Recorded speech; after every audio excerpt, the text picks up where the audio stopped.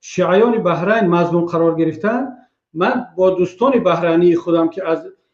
حکومت بحرین بودن، با وزیرها که شناس آشنایی داشتم، با اونها موقع گیری کردیم که شما دارید نسبت هموطنان خودتون ظلم میکنید. اما در سوریه وقتی که مردم مسلمان سوریه مورد ظلم قرار گرفت، نه به خاطر اونها که سنی بودن، از طرف حکومت سوریه، اگرچه شیعه هست یا هر کی هست من کار ندارم، اما ظالم بود و